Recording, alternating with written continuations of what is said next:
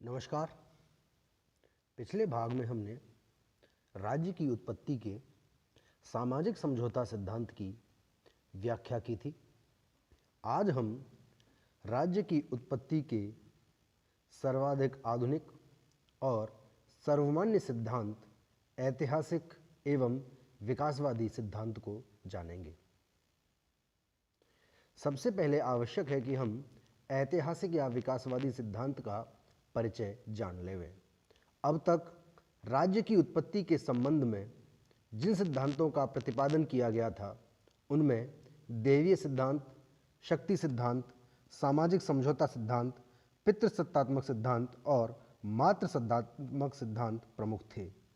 लेकिन राज्य की उत्पत्ति की व्याख्या के रूप में उपरोक्त में से किसी भी सिद्धांत को स्वीकार नहीं किया गया, क्योंकि दैवीय, शक्ति और समझौता सिद्धांत में एक बात समान रूप से पाई गई कि राज्य का एक विशेष समय पर निर्माण किया गया, किंतु वास्तव में राज्य का निर्माण नहीं किया गया था। यह निरंतर विकास का परिणाम था। इसके साथ ही पितृसत्तात्मक और मात्र सत्तात्मक उत्पत्ति के सिद्धांत की इस बात को भी स्वीकार नहीं किया गया कि राज्य मात्र परिवार का विस्तार है और परिवार और राज्य की प्रकृति में कोई अंतर नहीं है। अब हम बात करें ऐतिहासिक एवं विकासवादी सिद्धांत के निर्धारक तत्वों की, तो इस सिद्धांत की मान्यता है कि राज्य विकास का परिणाम है और राज्य की उत्पत्ति की सही व्याख्या ऐतिहासिक या विकासवादी सिद्धांत द्वारा ही तय की जा सकती है। इस सिद्धांत के अनुसार राज्य का विकास एक लंबे समय से चला आ रहा है और आदिकालीन समाज से क्रमिक विकास करते करते इसने वर्तमान राष्ट्र राज्य के स्वरूप को प्रदान किया है। इस प्रकार ऐतिहासिक एवं विकासवादी सिद्धांत के प्रमुख निर्धारक तत्वों या राज्य के विकास में सहायक तत्वों का अध्ययन भी आवश्यक है। राज्य के विकास के निर्धारक तत्वों में सर्वप्रथम हम रक्त संबंध को मान्यता प्रदान करते हैं। यह एक सर्वमान्य तथ्य है कि सामाजिक संगठन का प्राचीनतम रूप रक्त संबंध पर आधारित था और रक्त संबंध एकता का प्रथम और सुदृढ़ बंधन रहा है। प्रारंभिक समय में जो बात उन्हें पास लाती थी और एक दल के रूप में संगठित होने के लिए प्रेरित करती थी, वह सामान उत्पत्ति में विश्वास ही था और परिवार का चिंतन तथा निकटतम रक्त संबंध की इकाई था। यद्यपि यह प्रश्न विवादास्पद है कि कबीला, कुल या परिवार में पहले कौन अस्तित्व में आया, लेकिन इसे अस्वीकार नहीं किया जा सकता कि परिवार के स्पष्ट व्यक्ति नियंत्रण के आधार पर ही राज्य की स्थापना हुई होगी।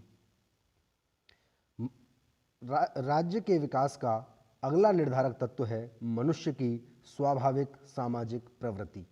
मनुष्य स्वभाव से ही एक सामाजिक और राजनीतिक प्राणी है और समूह में रहने की मनुष्य की प्रवृत्ति ने राज्य को जन्म दिया है।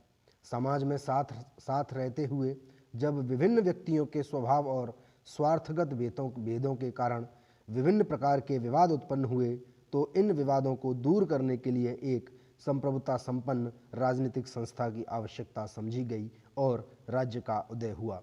इस प्रकार राज्य को बहुत अधिक सीमा तक मनुष्य की स्वाभाविक सामाजिक प्रवृत्तियों का परिणाम कहा जा सकता है। राज्य के विकास का अगला निर्धारक तत्व है धर्म।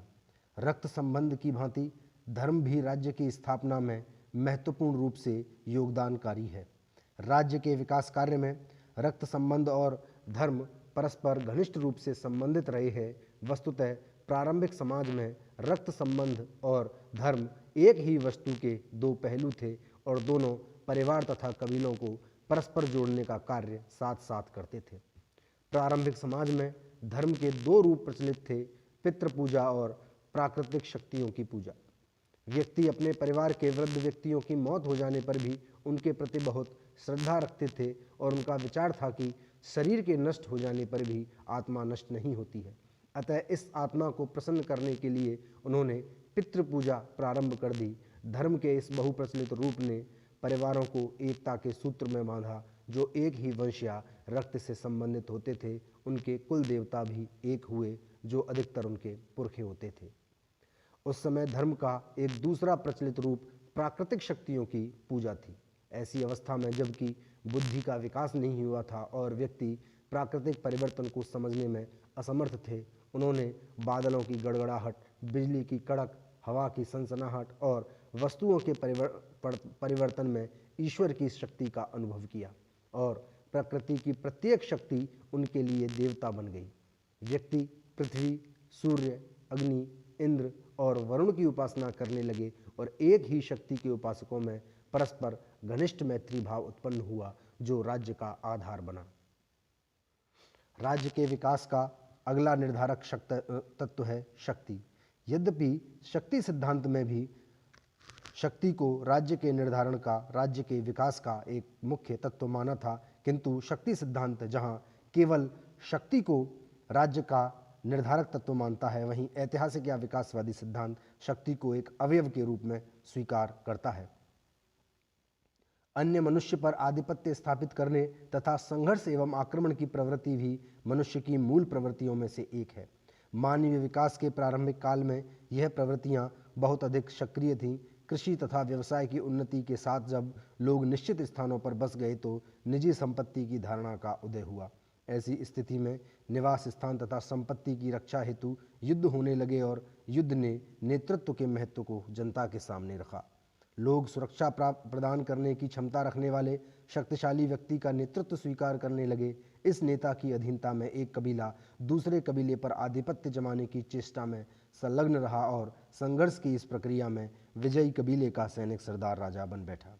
बलपूर्वक शक्ति ने संप्रभुता का रूप धारण किया और शासक के प्रति भक्ति तथा निष्ठा की भावना का जन्म हुआ। इस प्रकार युद्ध से राज्य की उत्पत्ति हुई।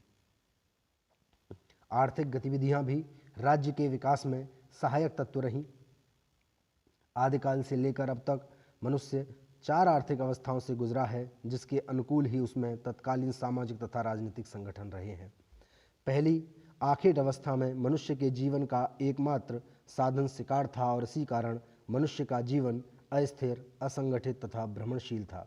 द्वितीय पशुपालन अवस्था में मनुष्य पशुपालन कर अपना गुजारा करते थे। इस अवस्था में भी उनका जीवन भ्रमणशील ही था, किंतु उनमें सामूहिकता और संगठन का अंश आ गया था। तृतीय कृषि अवस्था में जीवन का आधार कृषि पर हो जाने के कारण मनुष्य एक निश्चित इकाई या निश्चित स्थान पर स्थायी रूप से रहने लगे, जिससे निजी संपत्ति का उदय हुआ। समाज में वर्ग पैदा हो गए और संघर्ष बढ़े। ऐसी स्थिति में कानून, न्यायालय और राजनीतिक सत्ता की स्थापना हुई। चौथी अवस्था है आज की औद्योगिक अवस्था, जिसमें आर्थिक जीवन के जटिल और विशाल ढांचे ने राष्ट्र राज्यों को जन्म दिया है। इस प्रकार हम देखते हैं कि आर्थिक विकास के साथ मनुष्य के राजनीतिक संगठन में परिवर्तन हुए हैं और राज्य के विकास पर आर्थिक गतिविधियों के प्रभाव का स्पष्ट प्रमाण है। राजनीतिक चेतना भी राज्य के विकास का एक निर्धारक तत्व रही है। राजनीतिक चिंतन का तात्पर्य उन उद्देश्यों की प्राप्ति के लिए चेतना है जिनके हेतु राज्य की स्थापना की जाती है। अनेक विद्वानों के अनुसार राज्य के विकास में राजनीतिक चेतना ने सर्वाधिक महत्वपूर्ण तत्व के रूप में कार्य किया है। जब व्यक्ति किसी निश्चित प्रदेश पर बस गए और उनके द्वारा अपनी आजीविका की स्थायी साधन प्राप्त कर लिए गए, तो उनकी यह स्वाभाविक इच्छा और चिंता हुई कि दूसरे लोग उनके साधनों को हड़प न लें। परिणाम स्वरूप नियमों की आवश्यकता अनुभव की जाने लगी और यही राजनीतिक चेतना का मूल था। प्रारंभ से यह राजनीतिक चेतना अप्रकाशित एवं अव्यक्त रूप में थी। सभ्यता के विकास के साथ साथ यह प्रकाशित और व्यक्त होने लगी। शासन, अनुशासन, युद्ध आदि के लिए अब राजनीतिक संगठन की आवश्यकता और भी स्पष्ट हो गई। इसके अतिरिक्त कुछ व्यक्तियों में शक्ति की आकांक्षा भी बढ़ी और सैनिक कार्यवाहियों द्वारा वे अधिकाधिक शक्ति की प्राप्ति करने लगे। युद्ध में विजयी नेता राजा हो गए और उनका प्रभुत्व स्थापित हुआ। वर्तमान समय में भी राजनीतिक चेतना राज्य के विकास में सक्रिय है और इसी चेतनावश मानव जाति द्वारा विश्व राज्य की स्थापना की दिशा में सोचा जाने लगा है। निष्कर्ष के रूप में राज्य की उत्पत्ति के संबंध में ऐतिहासिक या विकासवादी सिद्धांत ही सर्वाधिक मान्य है, जिसके अनुसार किसी एक तत्व के द्वारा नहीं वरन मूल सामाजिक प्रवृत्ति, रक्त संबंध, धर्म, शक्ति, आर्थिक गतिविधि और राजनीतिक चेतना राज्य के विकास के अवयव रहे हैं। रक्त संबंध पर आधारित परिवार राज्य का सबसे प्राचीन रूप था। धर्म ने इन परिवारों को एकता प्रदान की और आर्थिक गतिविधियों ने व्यक्तियों को संगठित होने के लिए प्रेरित किया। इसके साथ ही शक्ति और राजनीतिक चेतना ने राज्य के रूप को स्पष्टता और व्यापकता प्रदान की। इस प्रकार राज्य का उदय हुआ और उसने विकास करते करते अपने वर्तमान स्वरूप को प्राप्त किया।